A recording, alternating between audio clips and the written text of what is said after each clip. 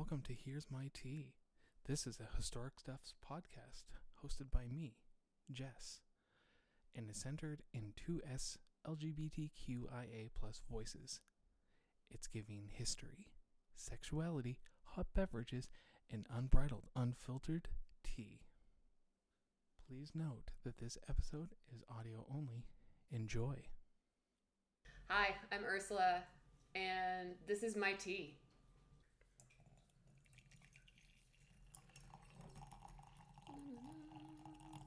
So I know a bit about your story. I guess for the quick primer, you came here from Quebec. You got here for school. Yeah, exactly.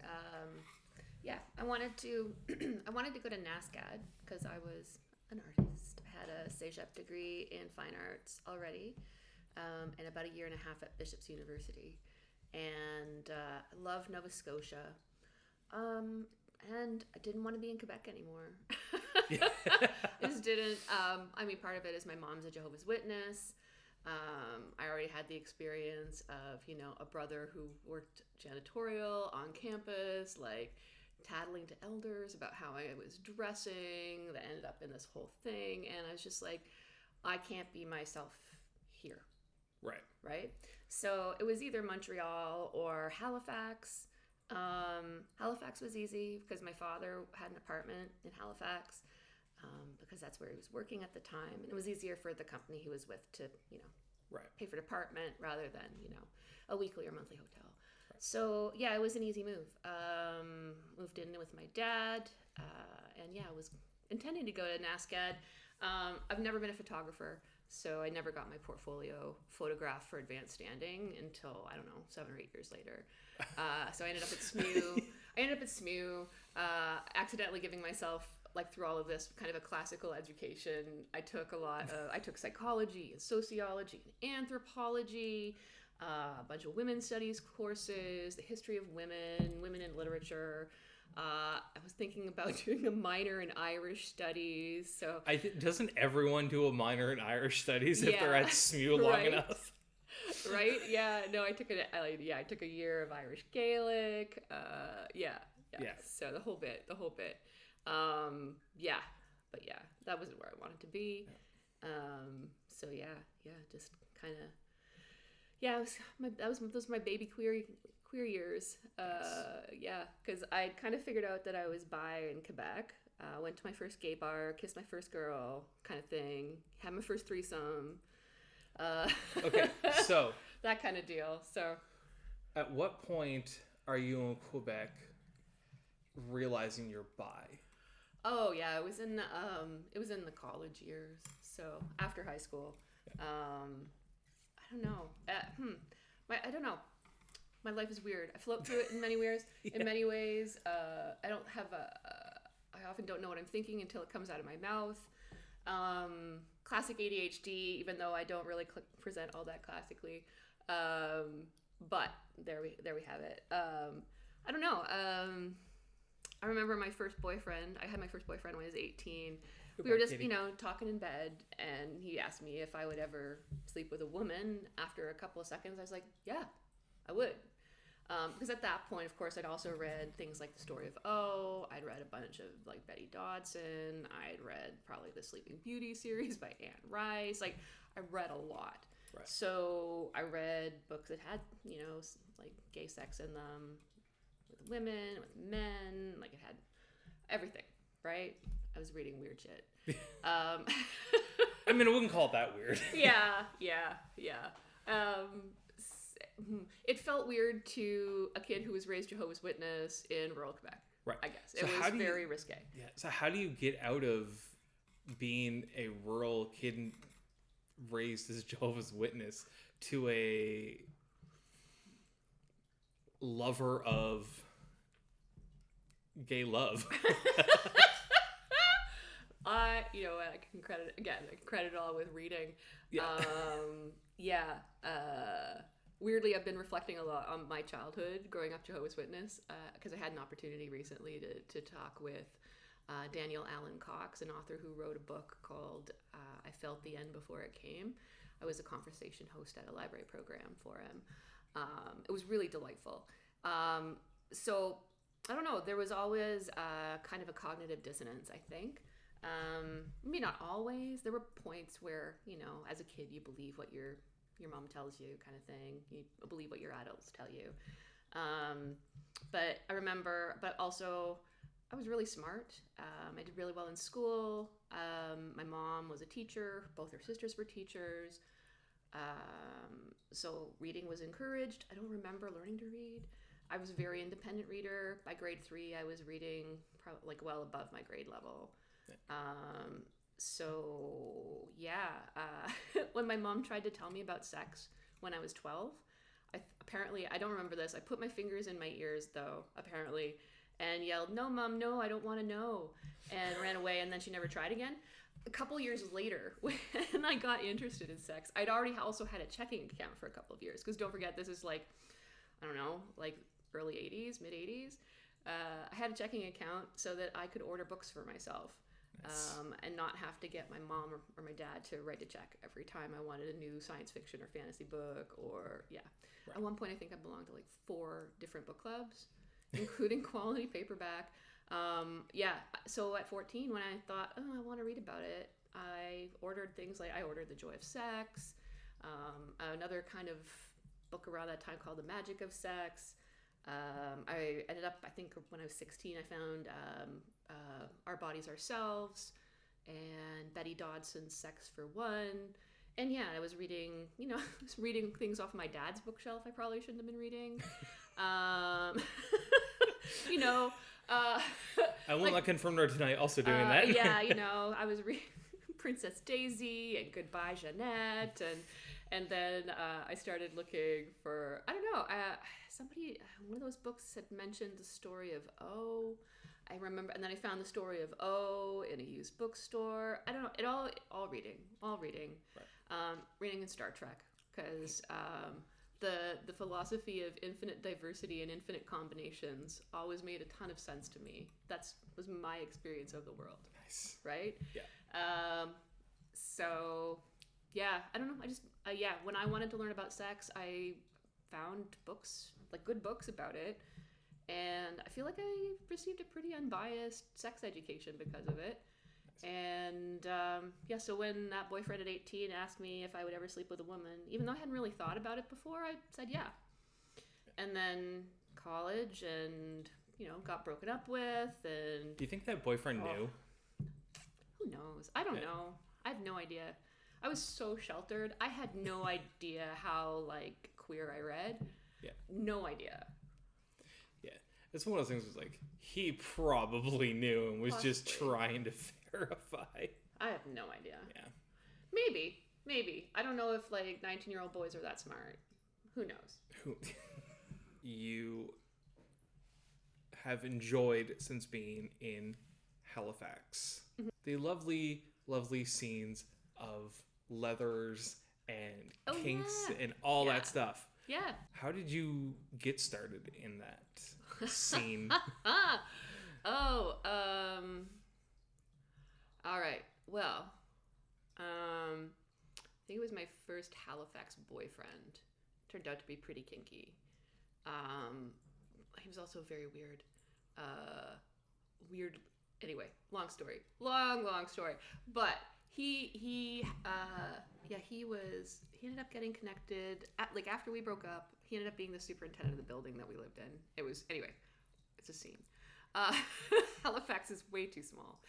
But I think the woman he dated after me was involved, knew some of the people in the scene at the time, and I don't know, somehow finagled inviting me and my girlfriend at the time to a party in Lunenburg. Got us a ride, with the ride that she was going with, and then the night of the party, suddenly she couldn't make it, and suddenly my girlfriend and I are just in a car with somebody we don't really know, other than he's kind of been vetted by the current girlfriend of my shitty ex-boyfriend. And we're going to this beautiful old house in Lunenburg owned by somebody who is both a trained opera singer and a professional dominatrix.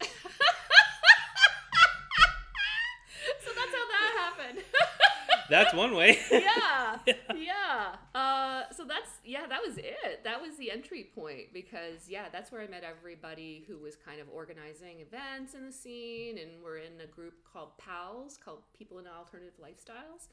And it was nice actually entering as part of a perceived lesbian couple, and entering as like somebody who was perceived as very dom, because my girlfriend was this cute little subby butch girl. So right. So it meant that I didn't it was a weird scene. It's still kind of a weird scene at times, but the scene at the time, like 20 years ago, was pretty weirdly male dominated, and male dom dominated, which is, from what I've learned about other cities now, is really strange. It's usually women who are like the queens of that kind of particular scene, right? Like the femdoms, because they get paid mad money, and they're good at what they do.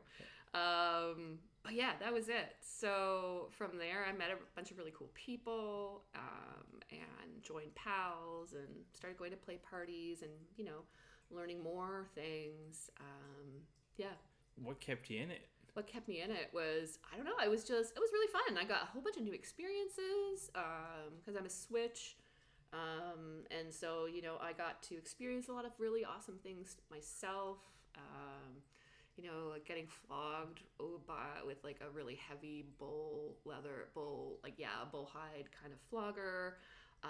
Got, hit by, at that first party, the hostess was demonstrating a single tail, and I was like, yeah, sign me up. I want to try that.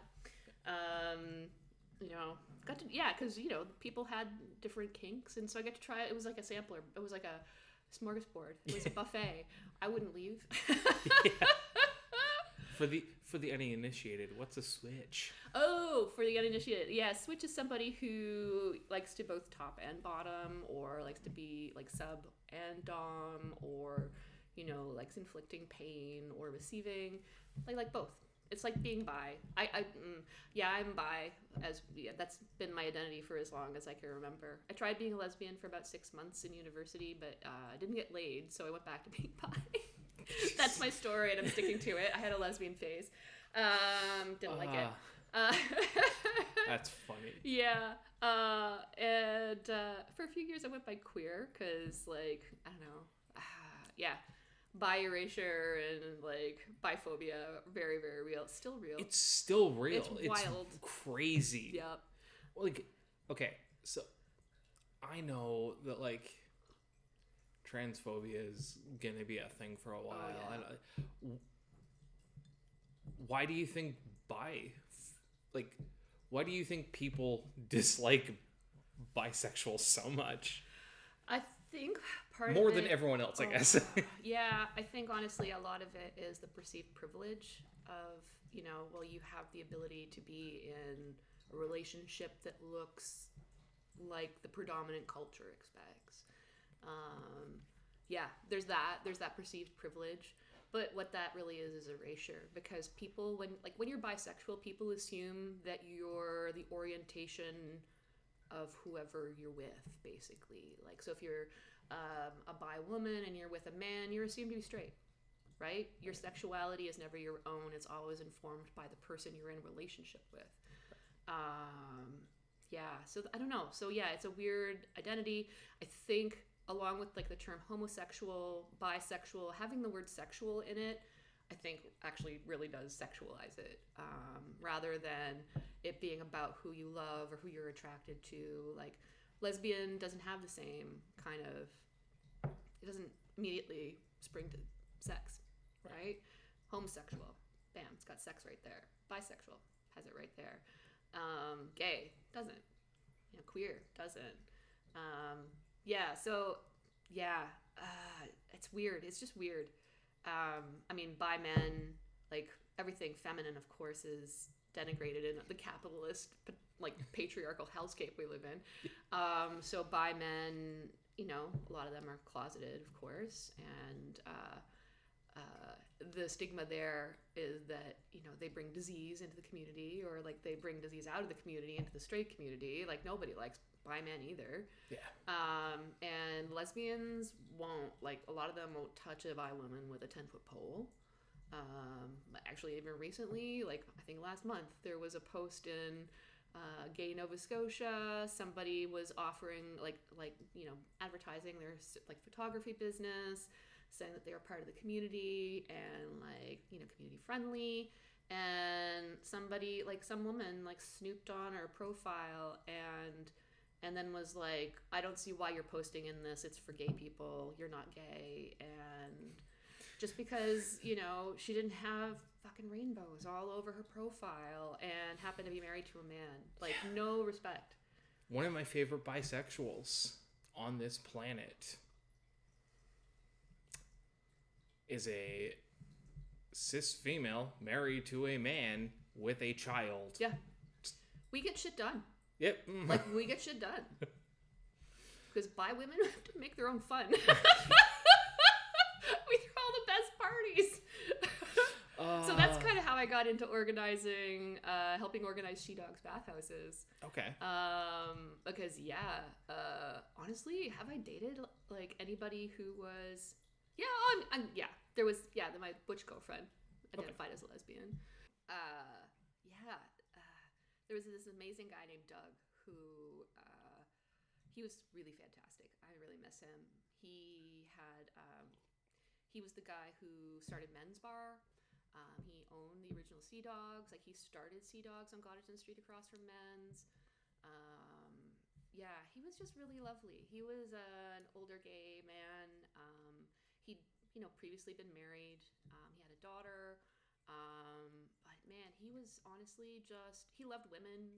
He was definitely gay, but he'd been married. He had a daughter. He also knew that women were a part of the community and was always so welcoming. So, I used to hang out at Men's all the time, and he, I don't know how it started, but he started having a women's night. And I wasn't able to go to the first one. And then, unfortunately, it was the only one that happened because the tickets, like the pre-sales on tickets after the first one were not enough for him to be, like, to do that. And, right. You know, because he's still running a business, which is fair. But then he reached out to a few of us and asked us if we wanted to get involved because he's smart. He knew that there was also the possibility that women weren't going to come to an event at, like, a men's bathhouse that was organized by a man. Like, that's... So, do you guys want to do it? Yeah, exactly. Yeah. So, so we ended up working with Doug to put on women's bathhouse nights. And so the group of us got together and started the planning. And I do have a love for puns. And I came up with the name. I drew the logo. I made all the posters a lot of the time, came up with the names for the parties. I think one year there was like a Roman festivals theme. So we did Lupercalia in February around Valentine's Day. There was, I can't remember, there was other things too, so along a similar vein. So it was fun. Nice. Yeah. So what a bathhouse would be what exactly? So here, the direction we went was like, we know how women are socialized. We know how we're socialized. So we're like, okay. So we, like, the lounge in the front of the bathhouse was always like a, you know, towels on, like, kind of place. It's a no nudity. It's like, you know, right at the front. It's comfy. So we're like, okay, the lounge area, we're gonna, like, we'll turn that. We'll have, like, something non-sexual on the TV out there, and we'll have snacks. And we'll arrange icebreaker games. So that's what we did. We arranged, like, sexy icebreaker games. We had really good, like, snacks, like a lot of fresh fruit, a lot of water, you know, and then, like, treats, like, you know, cookies and brownies, you know, just, like, it was, I don't know. We fed people. We gave them something to do while they weren't, like, so that they, you know, didn't feel too get their guard down. Exactly. Yeah. So they could loosen up and let their guard down, and you know, gave them prizes for being brave, and then sent them off into the bathhouse. It was fun. Yeah. Which is a lot different than, from what I understand, from how the men do it. But The men used to get jealous of our parties because they were like, what, you get snacks? They were like, yeah. But we were also, I'm really proud of us, honestly. Like, we were really committed to being as inclusive as we could be, and we were all still learning about what that could mean. And we were also really dedicated to consent. Before anybody could go any farther than the vestibule, we literally read them the rules, showed the rules to them on a poster, and had them and then they agreed to them, and then we let them in. Once they're inside, exactly. What's it like? Once you're inside, you get a little tour. We had like meet and greeters basically to help you, like, to show you around, show you where your locker was.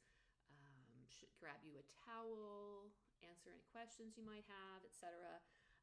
Make sure you get settled and things like that. We had a towel boy, spelled BOI.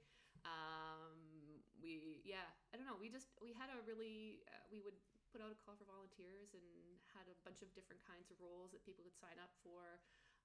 Also to help, again, we needed to make sure that we weren't like a total loss for Doug. So we had to charge, but we also, like, sliding scale was, existed. And also, if you wanted to volunteer and offset like part of your entrance fee, bam, right. That's an option too, right? And we usually had a variety of roles for anybody could fulfill and feel like that they were doing something. So what kind of roles would you have? Yeah, well, there was the meet and greeters, the towel boy. There was usually a lounge host, somebody who ran the games. Of course, somebody had to be at the door, taking money, taking tickets, and then there was usually somebody at the door who was stern and did the rules and then welcomed everybody in. And then we also usually had a couple of people on shifts, just moving through the bathhouse, making sure everybody was okay, making sure that everybody was following the rules, or if anybody needed anything. So nice. Yeah. So once you get out of the bathhouse and you're hanging out with pals and all that stuff, so I guess if you go down a rabbit hole, where do you... So you say you're going to switch. Where do you have a gravitation towards one side over the other? Well, I'm not submissive. Very little submissive about me. Yeah, probably do lean more like top dom, like. But yeah, definitely a masochist as well as a sadist. Patrick Califia in a really wonderful workshop at Venus Envy one time described it as a submissive will put up with being flogged, so that they can get to the humiliation, but a bottom will put up with humiliation so they can get to the flogging. He was like, a bottom will giggle when I hit them the right way. I'm like, yeah. Yeah, it's true. It's weird because it's like, I'm just also like thinking about what you're saying too earlier with, it's stuck in my head for the last little bit, where it's like you're saying about how you've got homosexuals, you've got bisexuals, it's like all this like sexuals, and there's so much sex. Mm-hmm.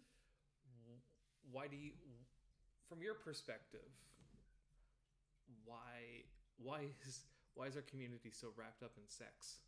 Because everything is so rooted in sex, and how everything that not everything, but like so much of what we do is like sex centered. Yeah.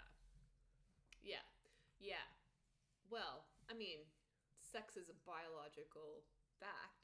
We need it to reproduce. Also, as my favorite polyamory kind of writers, what is it, Dawson, like the ethical slut. Sex is nice and pleasure is good for you. However, we've got that whole Puritan kind of Christian thing going on as well. And society is structured, it's quite rigid in many ways. Like, it's gotten more and more gendered. It's gotten more and more, I don't know, there's like these weird puritanical kind of periods like pop up. I don't know. It feels in many ways like that free love of the 60s that was kind of that like 60s kind of counterculture piece, like leading into the 70s, that allowed like queerness also to get out in the world and be more open. Like, there were rock stars who would titillate interviewers by telling them they were bi. I'm looking at you, David Bowie. Though, I mean, you were in bed with Mick Jagger at one point, so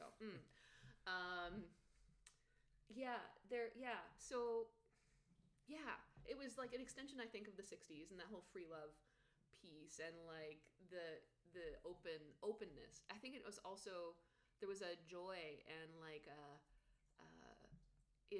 because it was both transgressive but also allowable, right? Yeah. Right? Yeah. So, like,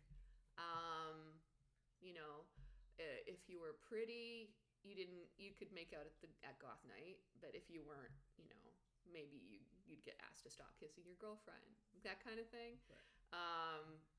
So, yeah, I don't know. Yeah, also we're young, a lot of hormones. Yeah. Young. Yeah. Queer culture, I think by its nature can be very young. Because I think a lot of us have spent a lot of like our early years closeted, especially then. When you come out of the closet, it's like you come out, like a lot of us come out of the closet, like we come out swinging. Like, well, real like, hard. If you just like, I'm just like, you spend, obviously it's different nowadays. Yeah. Like, those Gen Z kids and those Gen Alpha kids don't know what good they got. But like, yeah, most people, they don't come out until they're like 20s, 30s, 40s, 60s. Yeah. And then it's like, cool, I've got 7 to 10 years. Let's do everything. Yeah. Yeah. And then you get older, and just because of the way society is, you just end up back in the closet. Yep. Or unless you're like so publicly out that you just I mean, I have a friend who's from a little village in the south of France, and really small, very Catholic village, and like, like with some of the very, very traditional old French Catholic ladies, except also many years ago, some gay men moved in, obviously a couple, obviously together, and made themselves part of village life, and now the village just calls them les deux hommes. Right? So, oh yeah, no, don't worry about me. I know I fell the other day, but you know what? If I feel like, I need some help, I'll just call les deux hommes. Right? So, so small towns are kind of like that. So like open secrets, or sometimes not so open secrets. I found out recently that somebody I knew, like that from my hometown, recently came out. He was, probably at least 15 years older than I was. But I just think, I don't know, so sad. I never knew that Hugues was gay, but he was always single. That's all I knew. Yeah, there's a lot of people that I know in my life where I'm just like, at this point, I'm just like, I know you love Jesus, but who's Jesus a substitute for? Like, let's talk. You don't have to be single. Yeah. You don't have to be like you Yeah. Yeah. You don't have to live like this. Yeah. Exactly. And I guess I think the other thing, going back to the earlier question of how did like a kid raised Jehovah's Witness end up in the kink scene and running bathhouses, etc. And a lot of it is also, I think, undiagnosed neurodivergence. if I don't understand the rule, I don't bother with it. Right. So explain it. So how, from your point of view, how would being neurodivergent lead you from being Jehovah's Witness to a bathhouse? Oh, well, because I remember, again, mom, teacher, smart kid, could have been jumped ahead a couple of grades in elementary school, kind of thing. So, I had supportive parents. I had pretty good parents. They told me I was smart and talented and I worked hard and I could do or be anything I wanted. And then go to the Kingdom Hall and I'd see boys my age give a 2-minute talk on a Bible verse at the podium, except I couldn't do that because I was a girl. And instead of, getting up to stand in front of the congregation to preach, I had to play act like I was doing a Bible study with 2 older women in the congregation. And I was like, not into that. And I was just like, well, if you told me I could be or do anything I wanted, how come I can't do that? So, yeah, I was just like, that's dumb. It's so, it's so relatable because I say this a lot, and it's something that I very fervently stand by this. Luckily in Halifax, things in like some places things are changing, so I like actually have options now. But I would always tell people, it's like, I love Jesus, and I would love to go to your church, and I would love to be a member of your church. Yeah. If you will let me also run a Sunday school class. Or be a part of your worship team. Yeah. Those are not big asks. They're not. No. In fact, and that I have experience doing. Yeah. But it's like somehow that's the limit. You can be here as you are, but that's it. You can be here. Yeah. You can be here. Yeah. Just be here. But don't be too loud or too much. But like I said, like luckily there are places that are it's that meme that I see it so regularly where it's like, you're telling me that you have a single man with 12 male friends that just travel together. Yeah. And he's straight. Yeah. Yeah. Jesus, the first gay icon. Yeah, Jesus was rad. Honestly, I mean, I've read the Bible straight through a couple of times because of my upbringing, and Jesus' stories were always really rad. And there's nothing in them that would even suggest, like, I'm pretty sure if you're like hanging out with prostitutes and he fed the poor. Like, he was friends with prostitutes. He went into the temple and like kicked over the tables of the moneylenders and beat them, That's like the most like progressive gay person thing I've ever seen. Right? Yeah. Jesus would be with us protesting in the streets right now. Yeah. He totally would. Yeah. So, yeah. No, Jesus was rad. Yeah. Yeah, there's lots of really cool stuff in the Bible. Really good stories. Yeah. So yeah. Yeah. I know. I remember, yeah. Oh my God. But yeah. I remember, like, how they trot out like Sodom and Gomorrah as like the moral tale of, they were punished by God because they were homosexuals, and I'm like, oh honey, no. If you actually go back to the source material and think about and like read more about the culture at the time, what they were punished for was violating guest right. They were ready to turn their guests over to an angry mob, which is it breaks all the hospitality rules that were part of their culture. That's why God punished them. And it's also, like, from my understanding, like, I don't want to quote myself on this, is that, was it like,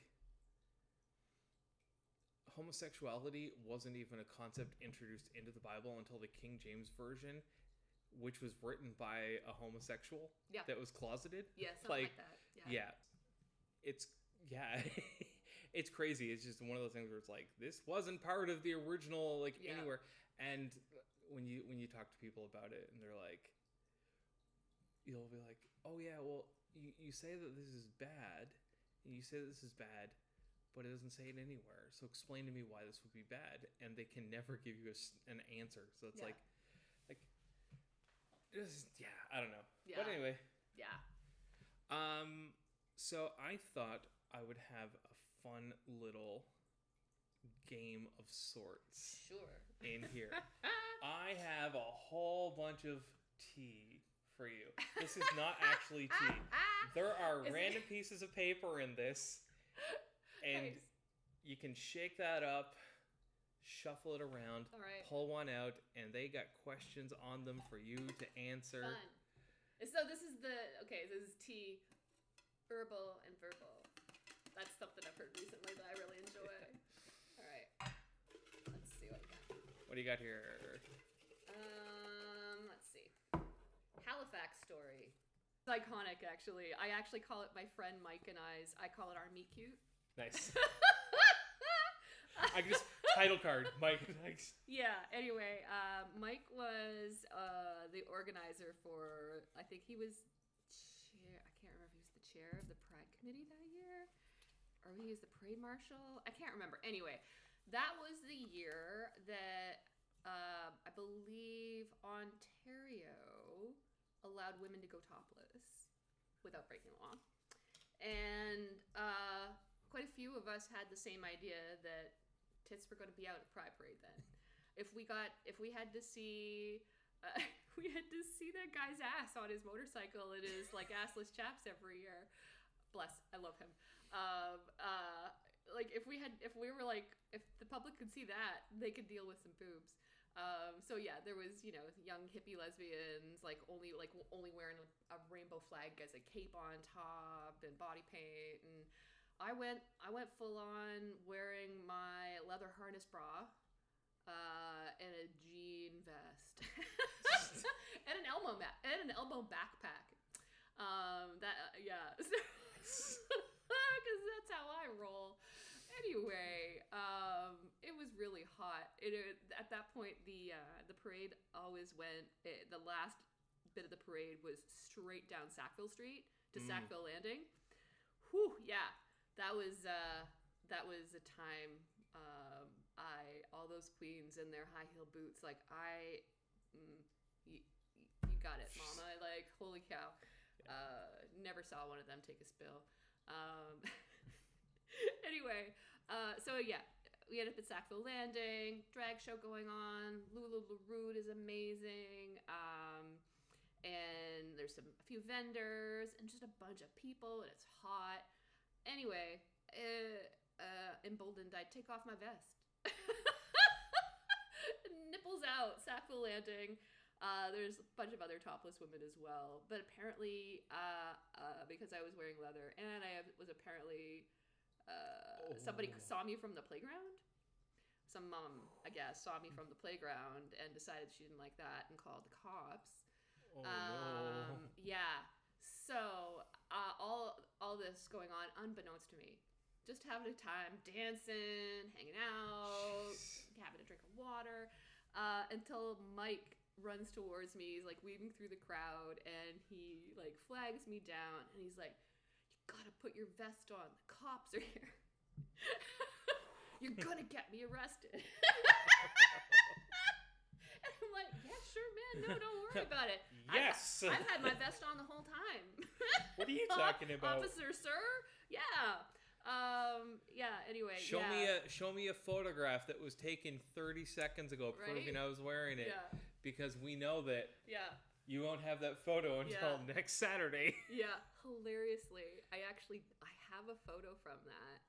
I'm wearing my jean vest, but I'm also with my boyfriend at the time, who was a drag queen called Madison, and she had decided she was going to rollerblade that year.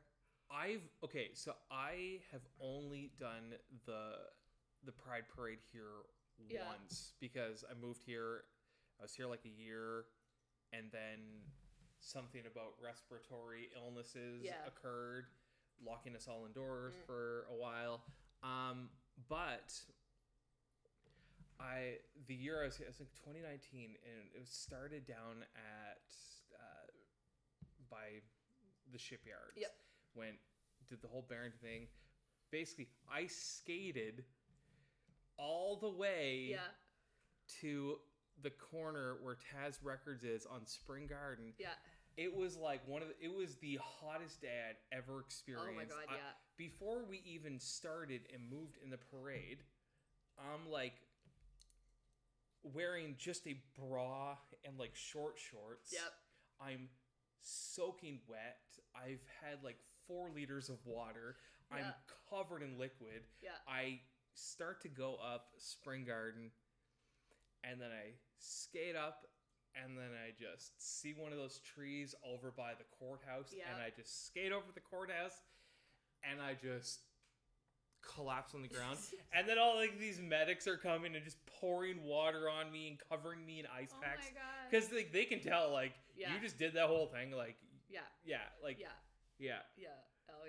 I've never seen so much water end up on me that fast. Yeah. But oh jeez. Yeah. Pride's a hazard. But Pride's a real hazard. But so that's my Halifax story is my meet cute with Mike.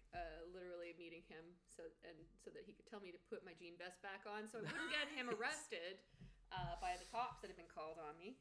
That's funny. Yeah. Yeah. That's cool. Good times. Yeah. I'm gonna see if there's more tea. More tea. More tea. There's something like let's ask you a question. Ooh, yeah. We're gonna ask you this one. Mm-hmm. Foot worship or ice? Foot worship or ice?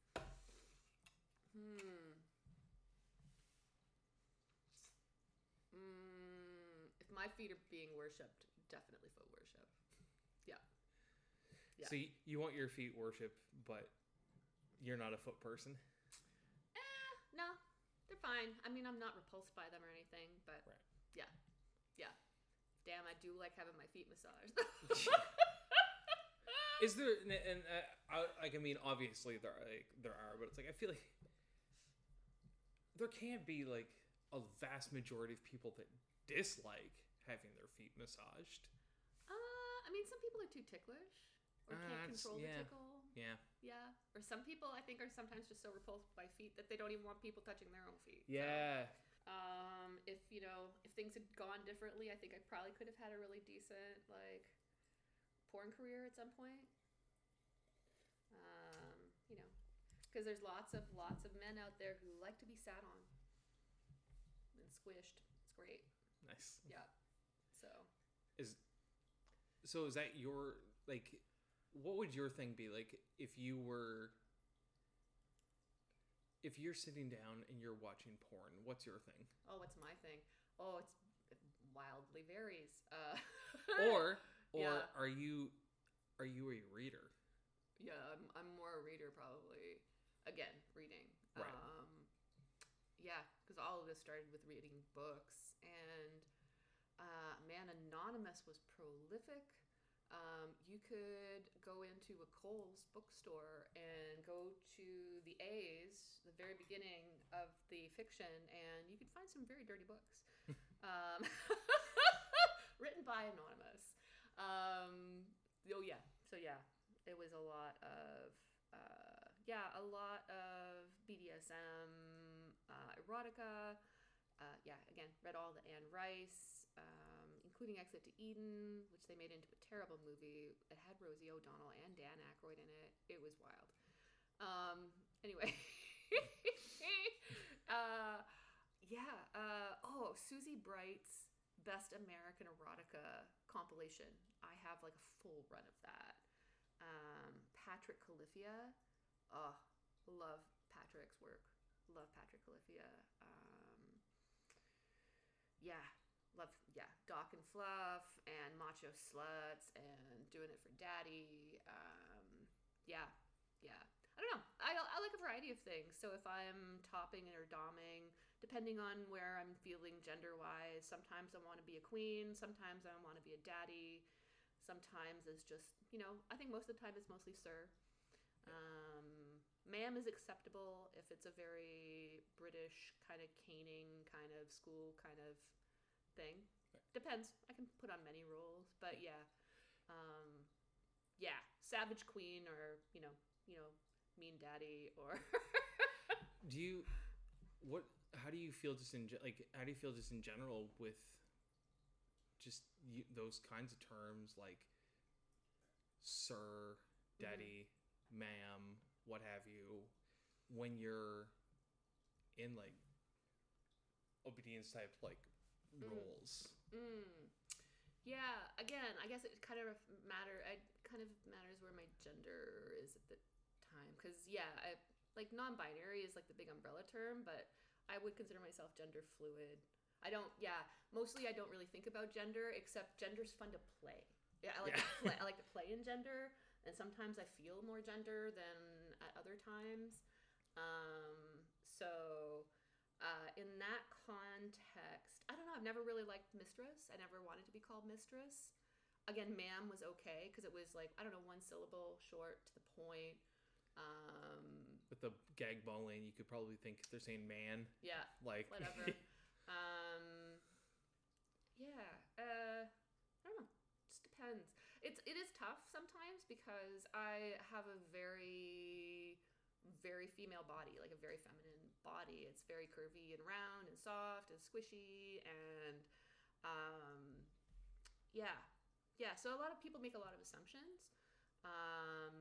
But man, I don't ever want to be anybody's girl. Might want to be a boy. I don't know. It's I don't know. There's a lot of different terms get thrown around. Yeah. Never super been fond of slave or master or mistress though. Yeah. Too colonial for you? I guess. I don't know. They never felt right. I don't know. They just never really felt like anything that I wanted. Fair, yeah. And now, 30 years later, definitely loaded in terms of colonial like terms and history. So, yeah. No, totally valid. Yeah, no. Yeah. You're right.